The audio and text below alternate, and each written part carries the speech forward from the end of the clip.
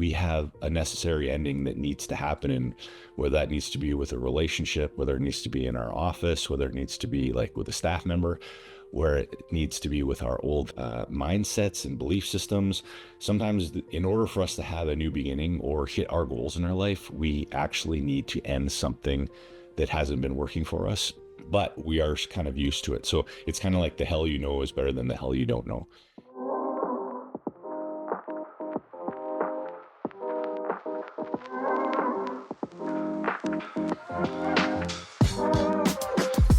Hello, everybody, and welcome to another episode of the Informed Chiropractor. I'm Dr. Don MacDonald, your host, and today I am going to do another solo session. If you guys recall, the last time I did a solo session was probably back in January, and we were just at a stage where we were having a challenge with our dog Lux. And it was funny, when I was uploading the YouTube video, I was like, oh, I'm totally disassociated, because I'm like, oh, it looks like we're gonna have to put our dog down, and I was so casual about it. And I wanted to talk a little bit about that experience, because I think we can learn a lot about losing things or having endings that have happened in our life. And as soon as Lux had passed away, like, it was way worse than I thought. Like, it was way harder for us than I ever kind of had imagined. We'd kind of had scheduled him initially to be put down during the Christmas holidays, and then he kind of came around and perked back up again, and so we delayed it out, because we have a vet that will actually come to our house, because we wanted, he's so crazy around other animals that we would not bring him actually to a vet, because I think when the first year we had him, he was choking on a rawhide, and I was basically trying to give him the Heimlich maneuver to keep him alive. He almost died, and then jumped in the car and ran, and we went to our vet. And even when he was choking, he tried to bark at a dog when he was like, we're running him in for them to put him under to clear his airways. So because he's so crazy, we had to book a vet to come to our house to do that. And so we postponed that till the last Friday of January, and then we were going to go to Calgary after that, just to kind of get a break from the house. But then he started having a downturn midway through January, and in the nights he couldn't settle because he just wasn't comfortable. And it was kind of getting worse and worse. And so we actually had to move it up a week. And then that wasn't part of our plans either, because then we put him down on a Friday, and then we worked a Saturday. And so we kind of told everybody at work, hey, nobody's talking about putting a dog down so that we can survive the next day. And so anyway, it was brutal. And so I know many people out there have either lost a loved one or lost an animal. And so I wanted to kind of take a spin on a loss, because it was actually interesting, is that right after Lux had passed away, like, it basically created a massive void in our life, because like at that point of life, when a dog is kind of slowly declined over many years, you don't really realize how much energy you put into that dog and how much it takes up of your life. And then when that's gone and there's a void, it's just like, it's such a huge emptiness in your life. And so I think it was about even a day or two after, across my Facebook feed came a book called Necessary Endings. And I was like, well, that's interesting, because that was probably a necessary ending, but it was not very enjoyable. And so I basically got this book, read it, and it was actually quite insightful, because it was pretty helpful to just talk about how in life, many times we have a necessary ending that needs to happen. And whether that needs to be with a relationship, whether it needs to be in our office, whether it needs to be like with a staff member, where it needs to be with our old mindsets and belief systems. Sometimes in order for us to have a new beginning or hit our goals in our life, we actually need to end something that hasn't been working for us, but we are kind of used to it. So it's kind of like the hell you know is better than the hell you don't know. And so after listening to this book, I was like, you know what? I want to do a podcast episode that's kind of like in tribute to Lux, but I couldn't really do it until now. Because I probably wouldn't have made it through. So I basically took 5 of the biggest learnings of this experience with Lux, and I thought I'd just share it with you guys, because I think a lot of people, and we work with a lot of chiropractors. Actually, it's funny, because this book and the thing with Lux actually inspired us to do a new program called Ignite, and we're going to start to offer that a few more times, because we really love the deep work that we're doing with chiropractors. And so we take a small group of chiropractors and we do a one-day mastermind, and part of it is finding out what is their necessary endings, because the challenge is that often as chiropractors, we learn new things or new tactics or new stuff for our office or our life, is that we just keep trying to add stuff into our life, and then we start to get super exhausted and overwhelmed because there's just too much stuff going on. And so one of the things me and Brandy are really focusing on now is especially at this stage of our life, because we've been practicing for 27 years, going to be selling the practice in a couple of years, and then we actually don't know what we're going to do, but we're going to do something. We'll either go to England and practice for a while, or maybe try to work at a school, or we'll do something. But at this stage of our life, we don't want to be putting a whole bunch more energy into things and we also want to make sure that we are actually putting our energy into things that actually give us an amplified return. And the only way that you know that you're putting stuff into life that you get an amplified return is if you actually measure what is your return, do it, reevaluate it, and then adapt to it, right? So that's one of the things that we really want to do. And so many people we work with are doing things that they've just done for a long time, or they used to do things that really worked and then switched it up because they weren't measuring it, and so getting lifetime feedback. So if we kind of go through these 5 things that I learned from the experience with unfortunately having to put Lux down, maybe this might help you some way in your life too. So the first is grief is a sign that something mattered deeply.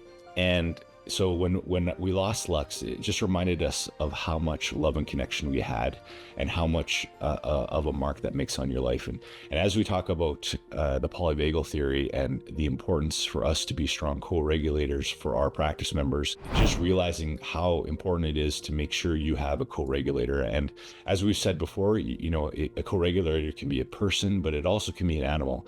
And so that's why I think they say that seniors who actually get animals, they actually become healthier and live longer, because they actually have a co-regulator, because they do not have that isolation. So I think that understanding when you lose something, but understanding how profoundly important that was for the time that he was around. So just to be grateful for those 12 years that we had with him, where in the evenings, Brian goes to bed a little bit before me, and we kind of cuddle and hang out on the couch, and just being appreciative of those kind of things, because at the end of your life, that's what life's about. It is about those moments that you get to share in the moment.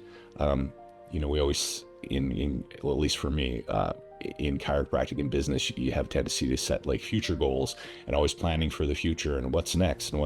And super important to just kind of get back to being in the present. And I kind of found this one quote from the book. It says, endings are not only a part of life, they are required for living and thriving. And so that's the thing, is that when you end something, you appreciate it, but then you be very conscious of what you're going to start to replace it. Now, the second thing is, not all endings are failures. Some are gateways to growth. And so for us, choosing to put Lux down wasn't a failure, but it was actually an act of love and wisdom.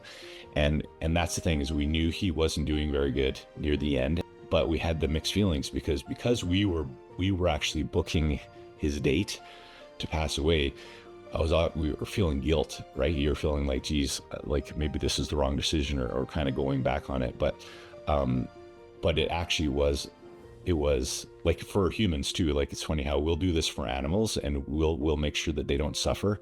But we obviously don't do this for humans. But it's interesting. We've had so many people who, the best advice that we actually got would be people who said when they waited to put their dog down, often they found at the end that they waited a little bit too long. And so we wanted to make sure, again, you don't want to do too early, but you also don't want to do too late. And so we just realized that was, it was an act of love. And that's something to make us feel a lot better when we felt all that guilt right off the bat when we had initially put him down. The third one is, the pain of endings is often less than the pain of holding on for too long. Well, this is kind of an amplification of what we just said, and just realizing that for us, if we would have let Lux go further and further, he would have been suffering more and more. And just realizing at that time that even though it felt like a tough decision at the time, and again, this is future pacing. So even in your office or in your life, if there's something that you feel like there needs to be an ending, but it seems like it's too painful to do, what you do is you time stamp that out in the future and future pace it, and just say, okay, well, if we leave this, what is that going to be like? Well, Lux probably wouldn't have lasted for a year, but even if what would have been like if we let it go for 3 months or 6 months? Like what would that do, and what would that be an experience for Lux? And that, if you really amplify that and get crystal clear in your mind, then we realize that that's going to be way worse than the pain of kind of relieving him of his discomfort earlier on. And so I think that is an important distinction. If anything, for example, poor staff, poor relationship, something needs to be said to somebody, sometimes that short-term pain feels horrible, but just remember, we really want to dig into what is the long-term pain, because we often can get short-sighted, especially to avoid short-term pain. But often if we don't get really clear on that, we don't realize that we're creating massive long-term pain just to get like a little bit of reprieve from the short-term pain. So that's something to pay attention to for that as well. Number 4 is that we must grieve the old before we fully welcome the new. And again, like I said, Lux, when he left, we felt like nothing was going on. Like it just felt so empty. But I think experiencing that emptiness, like a lot of the stuff that we've done through the polyvagal theory is understanding that, you don't need to fix someone in grief. You don't need to say the right thing.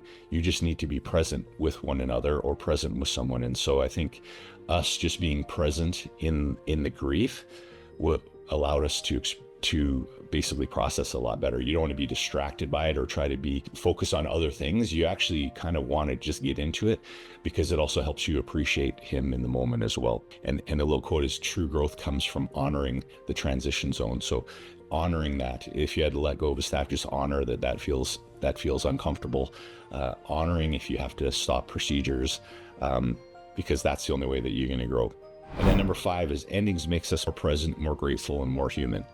And one of the quotes from the book is just being present. And for me, the final days with Lux brought everything into so much focus. Like I remember, like all the last 3 walks, like it's just crazy. Like I was just in the moment remembering saying, I'm going to remember this, because again, these are the last walks that we're doing.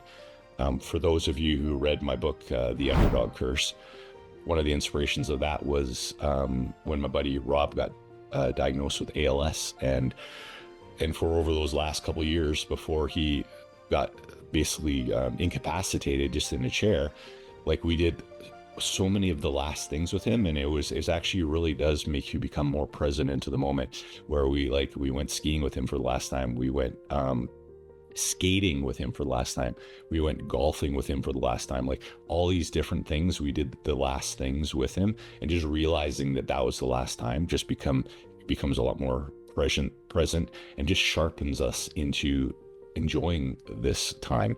A lot of times people, like you say, we say set goals for the future, and when I get here, then I'll enjoy it. When I get there, then I'll enjoy it. And again, that's the whole thing of life, is actually enjoying it in the moment. It was funny, we were talking with Brandy saying, well, when we first put our first cat down, that I was a stepdad with, we were like, we're never having an animal again, because that was so uncomfortable. But after a year of not having an animal, that's when we initially decided to get Lux, because we realized that, the short pain, that is painful when you have to say goodbye, but it's nowhere close to the benefit or the life that enriches you while they're with you. So that makes it totally worthwhile. It's so funny, because I am a little bit adverse. I have a natural aversion towards discomfort. And so I think it's helpful to zoom out so that you can kind of reframe stuff like that, so that you can make tough decisions, because short term it's hard, but long term it's actually going to make things a lot easier. And then of course, the last little things that I wanted to talk about was this, sometimes in practice we need to stop things, like stop adjusting the way we've been doing, change our technique. This is what I found during COVID, when everybody came in and they're just different than they were before. Like some of the things that I was doing before to help practice members wasn't working as well as it was before. And again, I had to stop do that, but we try new things. And then from that, came the MacDonald Safety Corridor Protocol, where we're working with the safety corridor, and now we find that even has a massive amplification of a regulatory effect on a chiropractic adjustment. It doesn't change the adjustment; it just helps to change the lens at which we're adjusting them with, which just do fine nuances which help to put safety cues into the nervous system. And again, that wouldn't have come across if we wouldn't have had gone through the frustration of seeing all these people that were in massive threat responses coming in from being isolated, told that other humans were dangerous for us. That would never have happened if it wasn't for that. And so that was a very good necessary ending that helped us go on. It's also language to let go of that doesn't resonate with us. It's funny because we started everything out with the vitality shift, where we're talking about improving function, moving away from treating pain and working into function. And now that we've kind of really dived into the polyvagal theory, now it's a lot easier for us to say neurological safety. So when we have neurological safety in the system, we're in a regulated state. And so again, we've kind of like evolved our language over time. Some people have to go really evolve from treating, giving a treatment plan, switching to care plan, treating pain to optimizing function, treating conditions, to optimizing function, to creating ease in the nervous system so the body can adapt and regulate optimally to give you the best chance of healing. So there's different states that you can actually even change in your language when you're talking about chiropractic care, or get people to do what you want. So in the book, it was actually quite interesting if you're working with someone and you're having a challenge with them, and before you have to decide if this needs to be an ending or not, we want to have a conversation with them. And they said, just realize that there's 3 types of people when you have a conversation with someone. If they're not either doing what they want to do, or not following through with your boundaries that you've set, or not following through with agreements that you've had. And in the book, they talk about there's 3 types of people, and there's the wise people that you can actually have a conversation with, and often they'll go away and they'll take what you said to heart, and they'll actually make efforts to improve. And those are the good conversations that we want to have with people, because we know that they're going to up level when we up level, and that's constructive. Then there are the foolish people, and the foolish people, you can have a conversation with them about improving, and then they say that they'll improve and they're going to do it. And then they don't. We've been watching My 600-Pound Life, and this is a very interesting show, because these people are huge. They're like 600-700 pounds, eating 5,000, 6,000, 7,000 calories a day, and they go into this Dr. Now, and Dr. Now, if they lose enough weight, then he'll actually do bariatric surgery, right, to make their stomach smaller. And it's just interesting because a huge portion of them say, yeah, I'm going to do it, and then they never do it, and then they lie about what they're doing, but then he has the measurements, so the scale doesn't lie. So in order to maintain a 600-pound frame, you need to eat 5,000 calories a day, or else you can't maintain that weight because it's so big. And so when people have gone 3 or 4 months and they're the exact same weight, or they lost 5 pounds, and they said, I tried everything, I don't know why the diet's not working, and he knows that they're not. So these are the foolish people. So in this case, they'd be paying for or being on the show or whatever. So he does give them a few choices, but then has to give them ultimatums. So the interesting thing about the book is, if you have someone that you've said multiple times to, they say they're going to do it, but then they're not going to do it, then stop talking to them to get things to change. You have to switch from giving advice or having conversations about how they can improve to ultimatums. Now, for the foolish people, they actually just need to have an ultimatum. And now we have to say, I need you to do this by this time, or this are the consequences. So now, instead of inspiring them to change with new ideas, you are giving them the consequence of not doing the follow through. So if you understand the difference between those, that really helps with those conversations, especially if it's a staff member or a practice member or anybody who's not following through.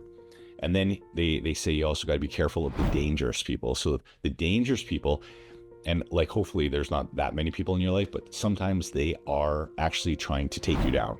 They actually want to sabotage you. And so they'll say whatever you want to hear, but they are actually going to take you down. And so you also have to be careful about that, either backstabbing you, or they're going to try to get themselves, they're trying to use you as a jumping block to get somewhere else. And they'll do whatever they can to make you think like they're trying to help you, but they're actually trying to help themselves. And so I found that a very useful thing to think about in my head. If we're having a conversation with someone, we want to quickly determine if they're one of these three. If they are the wise, we can have that good conversation with them. If they're the foolish, we're gonna now have consequential talking. And then if they're the dangerous people, then we're going to just try to end that relationship as soon as we can. My last little quote here is: necessary endings is about discernment, what to fight for and what to lovingly release. So I hope that's a little bit helpful for you. That was super helpful for me when we had to make that tough decision about Lux. But we have tough decisions all the time, whether it's your kids, whether it's your, like I said, your spouse, whether it's yourself. And also talking about yourself. Sometimes we have to make sure we end some of the bad habits that we have for ourselves as well. So if you found that helpful, again, we're doing some Ignite sessions. We're also doing our 90-day program where we do 90 days where we work intensively with only a couple people. We're opening it the second week in April for our next set of 90 days. I'll leave a link in the show notes if you're interested in that, because we only open that twice a year. But I'll just give quick highlights. We have our level 2 MacDonald Safety Corridor protocol. We still have spots left for Denver for May 3rd. And again, we're going to add some stuff in this that we didn't have for other people who've done level 2, because I just did a lot more work on the second brain, so the enteric nervous system. So the enteric nervous system is basically a discovery that happened a long time ago that they've just rediscovered, where we have actually a brain in our stomach. So the nerves don't need to talk to our current brain in the enteric nervous system. They can actually make decisions on themselves, on their own. However, it just even amplifies the importance of having tone through the viscera in a safe state. So when we talk about the MacDonald safety corridor and the actual safety corridor, we're tracking that vagus nerve as it comes out of the occiput, because as we know, it's not a spinal nerve, it's a cranial nerve. And as it goes through that whole thoracic cage and all through the visceral cage, but there's lots of other stuff in there too. We have the fascial system, and then we have the enteric nervous system. Again, when it produces serotonin, which again, that's why they always talk about it's the serotonin is that long-term feel-good drug, not that short-term dopamine hit from quick decisions that are short-term benefits, but serotonin is more the feeling of meaning. And that's the neurotransmitter. That's one of the main neurotransmitters for the enteric nervous system, which is all in the gut. And then we also have that lymphatic drainage system through the gut as well. So just a huge amount of benefit of making sure we take that tension out of that lower viscera. And that's what we're going to be covering on the level 2. We're only doing 2 more seminars of that this year. So it's going to be in Denver on May 4th. And then those in there in Australia on the 13th of June, the Friday, we're going to do the level 2 in Australia as well. And then on the Saturday in Australia, we're doing the neuro-engaged chiropractic team. And so again, we're just going to dive right into how we can optimize our first, second visit, understand the benefits of chiropractic care and how to communicate that to our people. We just basically, the goal is at the end of that day, everybody's inspired to just crank it up at on Monday when you get back to the office. And so that's open for staff as well. We're coming to Amsterdam. So September 6th, that's on the Saturday. We are doing the neuro-engaged chiropractor as well for the team event on Saturday in Amsterdam. But the day before on the Friday, we are going to do an Ignite. So that's, again, what I just talked about, where we're going to dive through with a small number of people, but just dig in there and find out what are those blocks that are holding you back. We're all about the efficiency. What's the least amount of effort we can do to create the most amount of change in our life and our practice? But in order to do that, we got to dig down to find out where those blocks are. And that's what we're going to do on the Friday. I think that's the 5th of September in Amsterdam. And then we're going to come back to Montreal. We've done level 1, level 2, level 3 of the MacDonald Safety Corridor in Montreal. And we have a really cool group there. So we're going to come back on October 18th and we're going to do the Ignite. And so again, let us know if you're interested in these. We'll get the registration up for these soon. But that's, if you're in Montreal or want to come to Montreal, October 18th, that's going to be the Ignite. And then December 6th, we are coming back to Toronto. So every year, we did this last year, is we have the Informed Chiropractor Super Conference. And again, this is a staff event. We only, I think, limit to 40 people or something like that, 40 attendees.